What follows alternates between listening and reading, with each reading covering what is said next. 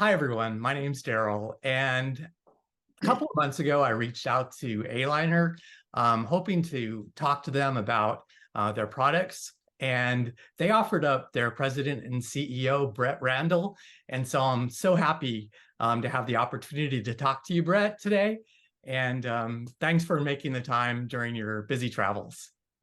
Oh, good morning, Daryl. It's great to talk to you.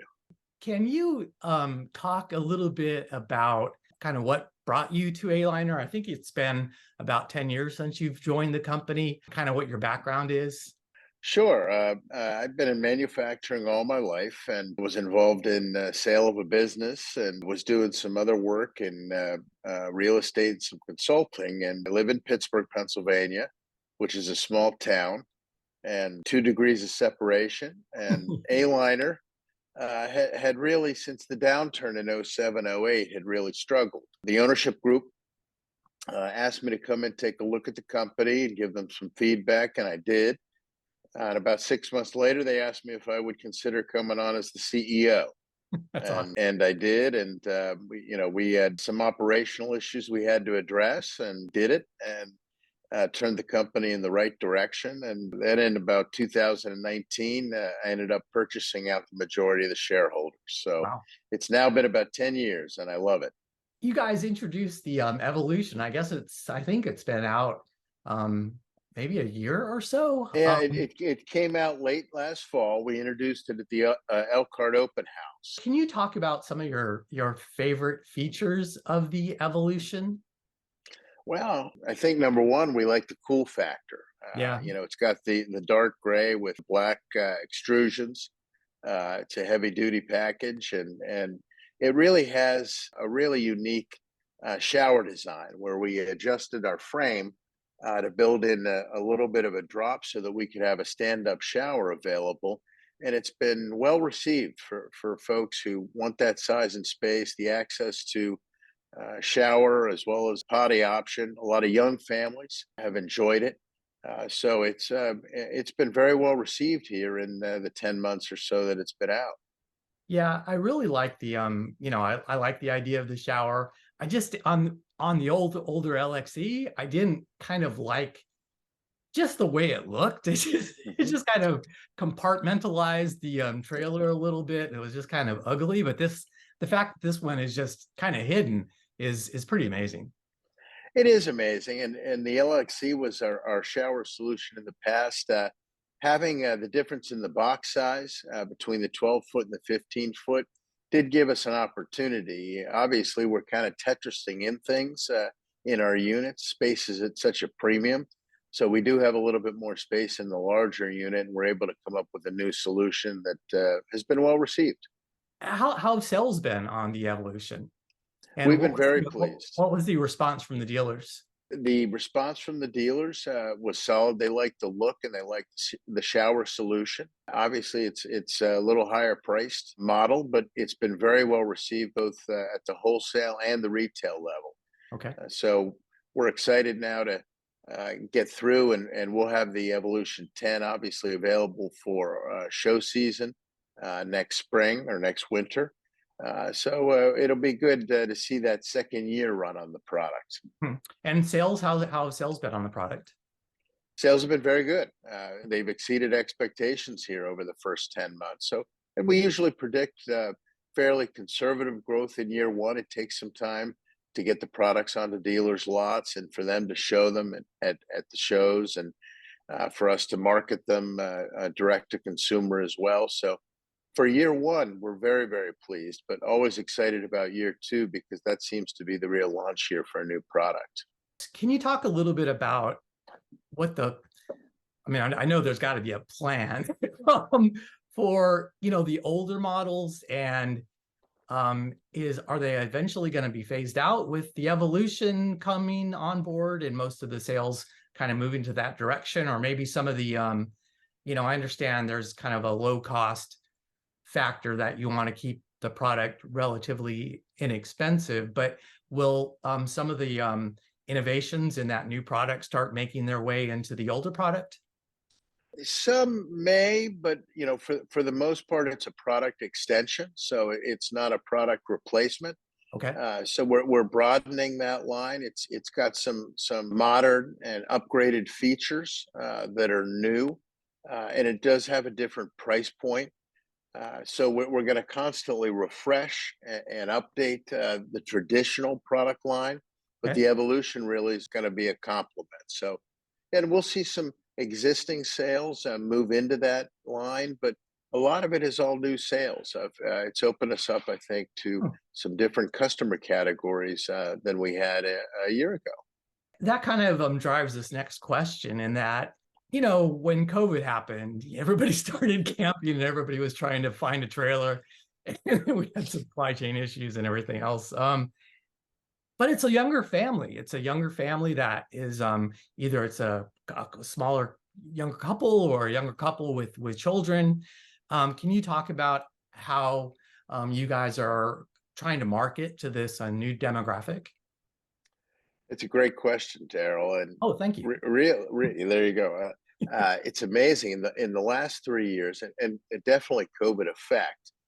But the average age for the first time RV consumer has dropped from in the 50s to now down to 33, Oh, which is amazing. that is a cool stat. It is a cool stat. And obviously, we've taken note of it. I think the design of the evolution, we wanted to hit that quote cool factor, Mm, which is very popular, especially amongst younger buyers.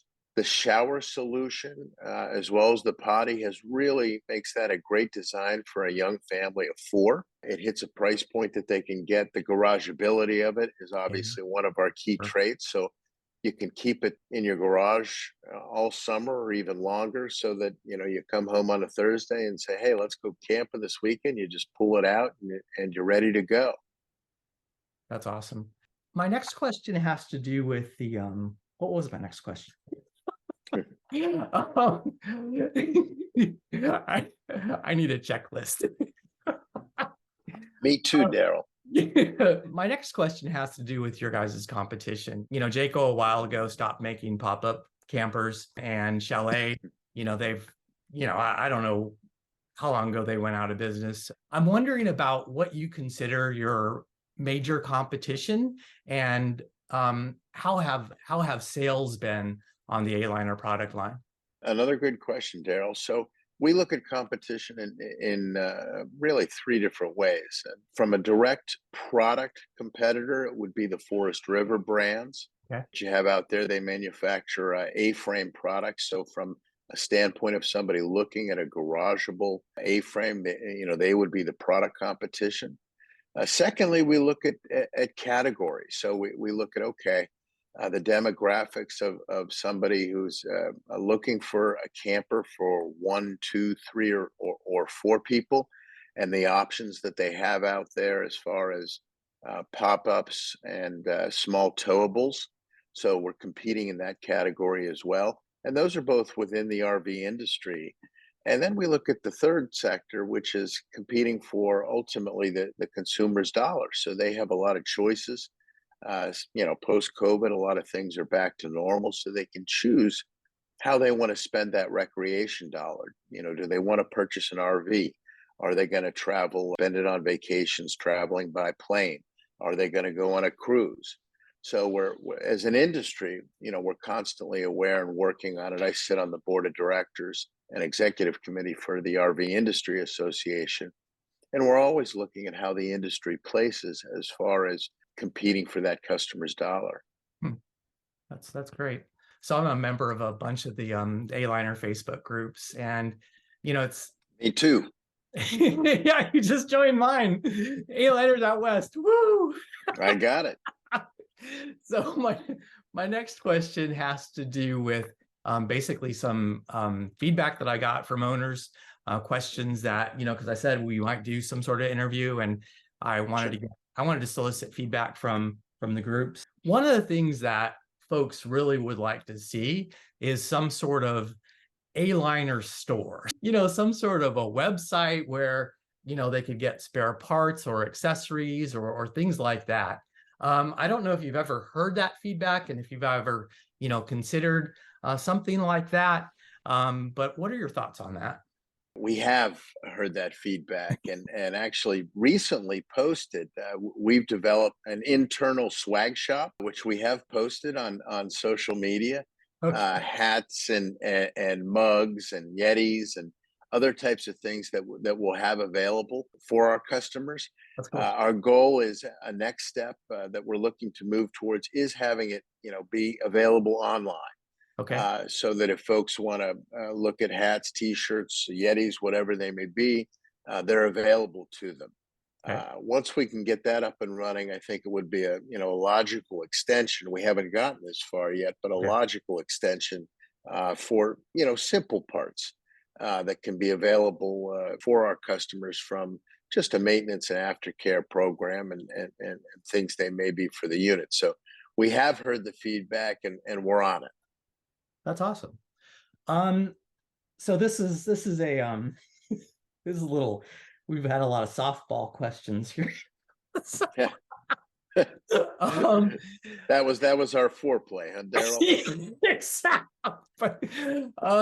So a number of owners, have talked about some, and newer owners have talked about some issues with the A-liner product, and a lot of them aren't all that big of a deal, but some of them are bigger deals. And I'm wondering what kinds of systems or programs do you have in place to help with quality control of the product? So when it gets delivered to a dealer, and I don't know if dealers have a role to play in this, but when a customer of A-liner buys a new camper, that they can have, just a, kind of a problem-free experience.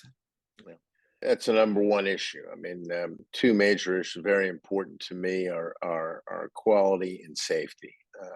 We want our team members to have a safe work environment. We want them to go home the same way they came to work, 10 fingers, 10 toes. And we want to ensure that we build quality, number one, into the design. Yeah. And then we want to make sure that it's manufacturable. We've invested tremendous amount in automated equipment over the last 5 years. We now have 4 CNC machines to both help our team members to ensure that, but also utilize that automation for quality uniformity. We've added a lot of lifting equipment that helps ease for our team members to be able to move panels around and floorings around and frames around, but it also helps with the quality. Our product is still built predominantly by people, by our team members, and we need to continue to give them the tools so that they can be as consistent as possible. But it all starts with the design. We meet on a weekly basis, constantly going over opportunities for product enhancement, product improvement, and new product development. We acknowledge we're not perfect, so it's an ongoing process. We are very pleased to say our warranty rate is 3 times better than the industry average, but we're still trying to get that better. Our dealers do play an important role. We're very selective with the dealers that we bring on because not only do they need to represent the product from a sales standpoint, but they have to help the consumers take care of it, whether it's a warranty issue, a wear and tear issue, an act of God issue. Things happen. And we want to make sure that our consumers can go to a reputable dealer, our dealers being sanctioned by our company, so that they can make sure that any issue that comes up, whether it be a factory issue or just something that happens over time, that it can be repaired and customer can be, number one, safe, and number two, pleased with the quality and the repair of their unit. That's great. So since we're on the subject of dealers, what I'm assuming that every A-liner dealer that sells A-liners is kind of like a certified A-liner repair center. So, that customers can bring their A-liner back there. What kinds of things does A-liner do to ensure that that dealer can take care of that A-liner, that understands the product and can fix the product? And I'm just wondering what kinds of steps and what kinds of things, what kinds of training are in place to help dealers take care of the customers? Good question again, Daryl. You're well prepared. Um, so, That's one so thing. That's one thing about me is I there you definitely prepare. go. We don't certify our dealers, but they are authorized A-liner dealers. We're constantly updating them with electronic bulletins about the product, so they know when we have enhancements, we have adjustments and changes in writing. We have a dedicated field sales team that visits our dealer base on a systematic basis to make sure that they're managing and we're supporting the management of their inventory, but also visiting their service team to go over feedback of these enhancements and adjustments to make sure that they have the tools that they need to work on the product when necessary. So we do a combination of things, and then the RV Industry Association as a whole has a training program for techs through the RV Technical Institute. So that's also something that we recommend that teaches a lot of the basic skills as far as servicing recreational vehicles. So I've got a story, just real quick. Bring it on. I want you to talk, but this is kind of a good one. So I took my A-liner in. I live in Las Vegas, and the closest A-liner dealer to me is either Phoenix or LA or up in Reno, Reno, Nevada. So I took my A-liner in to get serviced, and when I came back, and it was there for I don't know 4 or 5 days or so. When I came back, I was like, oh hey, because I was gonna pick it up. And the guy at the front desk, he's like, oh, we had like 3 calls about that A-liner. I'm like, what do you mean? And he was like, people were driving by and saw it and they thought we were selling A-liners. And I was like, what? That's crazy. So I'm wondering, because there's a lot of A-liners, and that's why kind of one of the reasons I created this A-liners Out West group is just to have the A-liners folks that own products in the West Coast or Western United States, for us to get together and talk about them and stuff like that. Because it seems like predominantly the A-liners are on the East Coast. What are you guys trying to spread the dealer network a little bit more on the Western side of the United States? Great question again, Daryl. It's really interesting because if you cut North America into 4 sectors, really the sales of the product are pretty equal in all the sectors. So we do a fair amount of business west of the Mississippi and out west. What we find though is as you move west of the Mississippi, there's a lot less density. So you've got a lot more land to cover.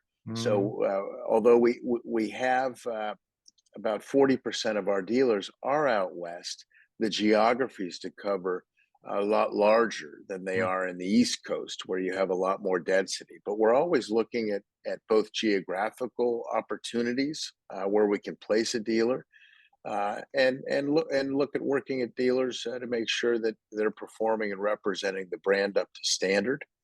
Um, we are also sensitive because we do create a partnership and a relationship with our dealers on promoting the brand and the product. So we do try to give them territories to represent, and it's typically based on population. But if you've got an area, you just mentioned Vegas, it's been on my list to look at, getting some localized support there. If you have any ideas, definitely send them over to me. Henderson RV, that's where I took it. All right, there you go. I'm writing it down. They're like 5 minutes away from me. I'm wondering how A-liner gets their feedback from owners. I mean, there's the rallies, obviously, that you guys attend, so you get a lot of feedback there. When you guys just had a rally, which was great, you guys did the tour and stuff. But I'm wondering, in general, do you guys monitor the Facebook groups to see, some of the issues that are coming up and, what owners are saying, or do you use that, to improve the product and work on the design? Just wondering what you guys, how you get feedback from owners. Great question. We do follow all of the groups on social media, Facebook, the predominant one, but Instagram being a second, and we do follow the other ones, but those are really the primary two. I go through them, but we have a dedicated person who is scouring them daily. I'll see stuff on there and I'll screenshot it and send it to my to our plant managers so that we can go over it probably on a daily basis. Um, we also get, when we have these A-liner rallies, we had over 200 people in over the summer. We spent all day Sunday with 4 different groups, 2 hours per group, going through the factory, and we got a tremendous amount of feedback from them. Dealers give us a lot of feedback as Mm. well as they're supporting and representing the product. And another big way we get it is we have company campers internally, and we always make new campers. Like when we brought out the Evolution, our team members will take them out for a weekend, either with their spouse or alone, or with their families. And there's no better feedback that you get when you go out and use the product. Yeah, So absolutely. Absolutely. those are 3 great ways that we're able to gain feedback for the enhancement of all the products. One of the things that's kind of a common problem, and it looks like you addressed it in the Evolution, is with the heat pump. Especially, we have a classic with a permanent bed, and so the vents are way forward, and we haven't actually had the opportunity of using the AC yet, but we will.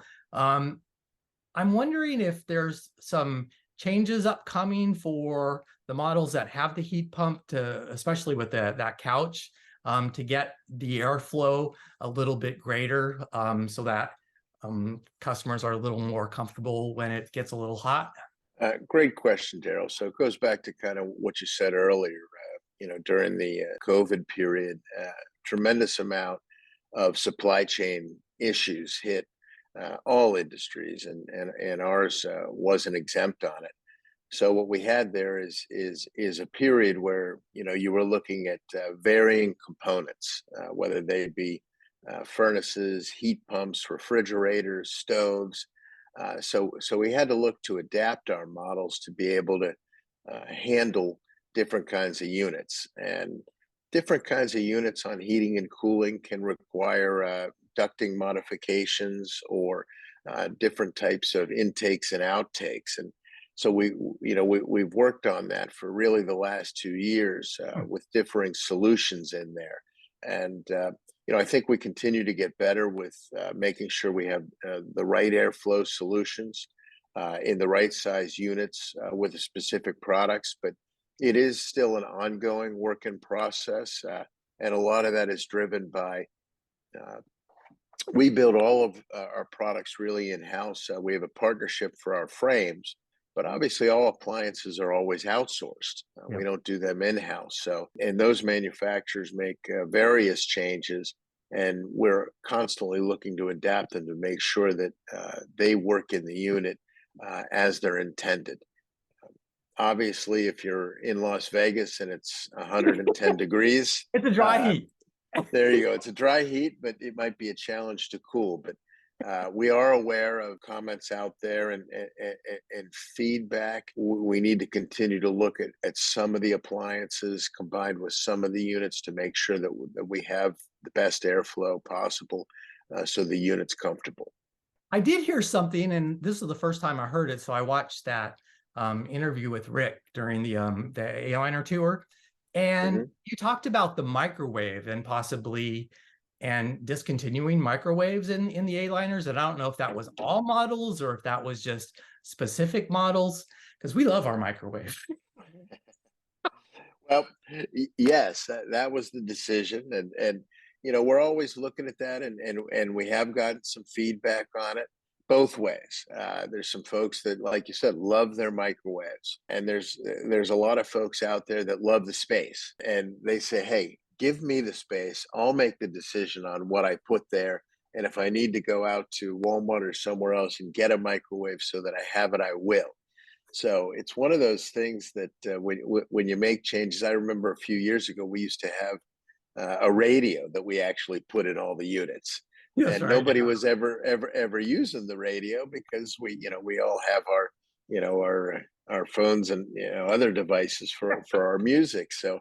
And that was again an area of space, and we took out the radio. Initial feedback was, "How can you take out the radio?" And it ended up being a win for consumers with space.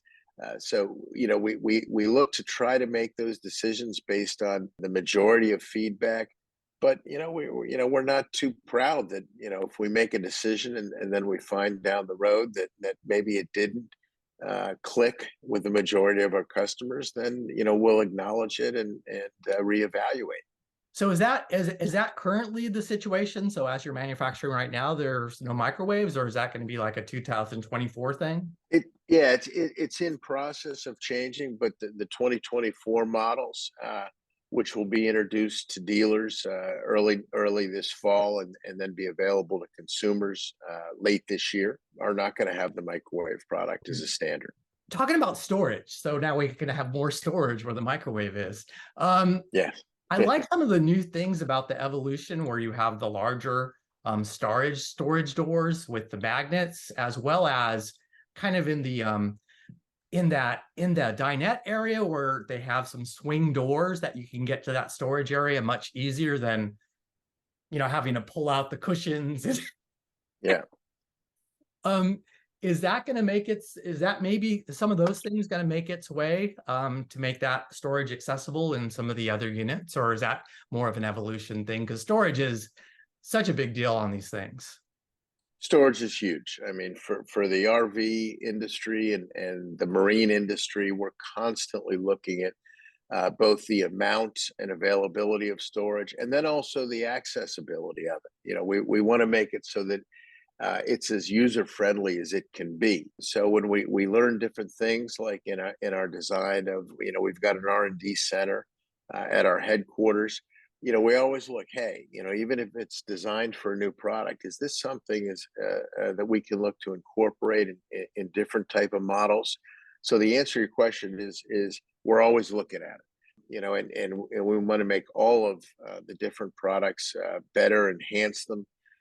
Ultimately, the 2024s are going to have some fairly subtle changes, but they are going to have some new interior looks to them, and freshening some of that, and looking at ease and operation and accessibility for storage, both internally and externally. Oh, nice. Lithium ion batteries. Is there, I know you're, I think the new power converter that you guys have natively kind of supports lithium as well as lead acid batteries. Are there any thoughts about adding lithium as an option to, for your folks that do a lot of off-grid camping that need a little bit more battery power? The next series of the evolution is going to be an EV series, and it's going to be introduced EV to the series. deal. The EV series. I'm probably not supposed to be. Our marketing people will not be happy that I'm introducing this I'm yet. gonna have But to sign an NDA. there you go. But yes, obviously, this is something that we hear a lot from consumers. It is coming out this fall, and it'll That's be awesome. available by the end of the year. And it's not going to come as a an option on existing units. It's going to be a brand new product, Oh, wow. and it'll be available. I think you're in trouble. Yeah, yeah. It's going to have enhanced solar capabilities That's great. along with the lithium, and we think it's going to be a terrific product for those folks that are looking for electrification, as well as folks that really want to enhance their ability to boondock and do it for longer periods. That's awesome. One more question. I think we're out of time Yes. because Yeah. you gave me a half an hour and we're Yeah. already a little over. That's okay. I appreciate you respecting the time as well. The user manual. So I've got a 2022. I bought it used. But I look back like 15 years and really not too much has changed. And I create a lot of YouTube videos on, how to do this and how to do that. And I'm new, so it's just more, really more for beginners. But I'm wondering, are you guys looking at sort of updating and maybe opportunities for videos and stuff that make that will help new owners how to better take care of their A-liner? So you're right, Daryl. There are a lot of A-liner owners that have posted videos, whether they be how to or fix it type of things on YouTube. our groups, as you're well aware of, are tremendous resources Yep. Yep. and assets to folks. I see all the time somebody posts a question, and they're a new owner, and they have a question, and they get 12 responses Yeah. within It's amazing. minutes. So it is tremendous. You know, we've looked at doing some videos on YouTube. There's just so many different opportunities, from features and benefits to how tos, that it's a pretty large task. So Yeah, it is. it's still in design and development. I know our marketing team, it's on their list of priorities. Okay. But fortunately, right now we have such just an awesome A-liner owners group that they're really helping us out with some of those things. Yeah, it's really tremendous group, and there's multiple, I'm Yes. subscribed to all of them. And I spam them all with my videos. Yeah. Well, Brett, it was so great talking to you. I love the A-liner product. We just have so much fun with it, and great, doing a great job. Hey, Daryl, thank you for your time and creating your group. And our number one goal is as an industry is to provide opportunities out there for individuals and families to be able to experience our wonderful country here, in an economical and affordable way. And we think the A-frame A-liner solution is a great opportunity for a lot of people, with its garageability, its towability, and the features and benefits. So I thank you for your support, taking the time this morning to chat with me. And obviously, we thank all of our A-liner owners. And we're always open for folks to come out and take a look at the product. Okay, so I'll get you on the Henderson RV contact info as soon as we're done. That Daryl, get it over to me, and we'll get on. Okay. You take care. Have a great weekend, Brett. You too. Have a great weekend, and thanks again, Daryl. Okay, bye. Bye. I've seen a lot of change, been through a lot of pain. Some things are not the same as they were a year ago, but all will be okay. I move on each and every day. The past is where it stays. Wait.